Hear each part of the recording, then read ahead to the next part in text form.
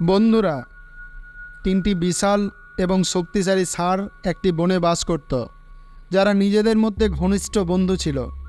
বন্ধুত্ব এতই গভীর ছিল যে তারা দুই বন্ধু ছাড়া একটি ষাঁড়ও চড়াতে যায়নি। এ কারণে তাদের পারস্পরিক ক্ষমতা 3 গুণ বেশি ছিল।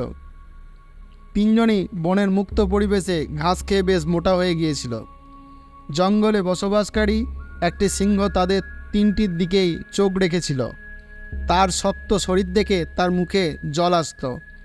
খাবার তৈরির জন্য সে কয়েকদিন ধরে তাদের হত্যার পরিকল্পনা করছিল।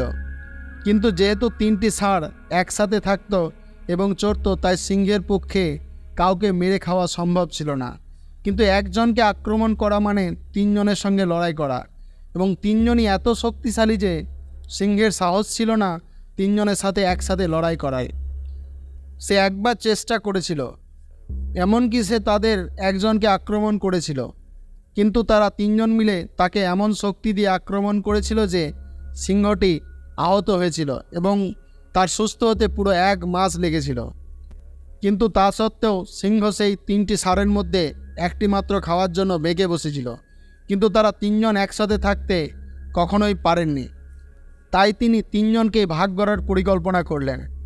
তিনি গুজব ছড়াতে শুরু করেন যে তিনটি ষাঁড়ের একটি ষাঁড় তার সঙ্গীদের চড়ানোর আগে জল পান করতে বলে, যাতে তারা কম ঘাস খায়। এভাবে সে নিজেই নিজের পেট ভরে ঘাস খায়, আর তার 2 দরিদ্র বন্ধু জলে পেট ভরে। সিংহের এই গুজবের কারণে তিনটি ষাঁড় একে অপরের দিকে সন্দেহের দৃষ্টিতে তাকাতে শুরু করে এবং শীঘ্রই তারা একে অপরের সাথে শত্রুতা করে। তারা বিভিন্ন স্থানে ঘাস চড়াতে থাকে। সিংহ এটাই চেয়েছিলেন। তিনি একে একে তিনজনকে মেরে খেয়ে ফেললেন। তো বন্ধুরা, একতাই বল। আমরা যতক্ষণ একসাথে থাকব, পৃথিবীর কোনো শক্তি আমাদেরকে হারাতে পারবে না। কিন্তু যদি সন্দেহের সামান্য কারণে আমরা একে অপরের ঐক্যতা নষ্ট করি, একে অপরের সাথে বিভেদ তৈরি করি, একে অপরের সঙ্গ ছেড়ে দিই, তাহলে আমাদের মৃত্যু অনিবার্য, পতন অনিবার্য। তাই একসাথে থাকার সর্বদা চেষ্টা করুন। অন্যকে সন্দেহ করার আগে অবশ্যই ভাবুন, তার প্রতি সন্দেহ করছি সেটা সঠিক না ব্যাঠিক। তো বন্ধুরা, গল্পটি কেমন লাগলো তা অবশ্যই ভিডিওতে একটা লাইক করে ও কমেন্ট করে জানান, আর বন্ধুদের সাথে শেয়ার করে দিন।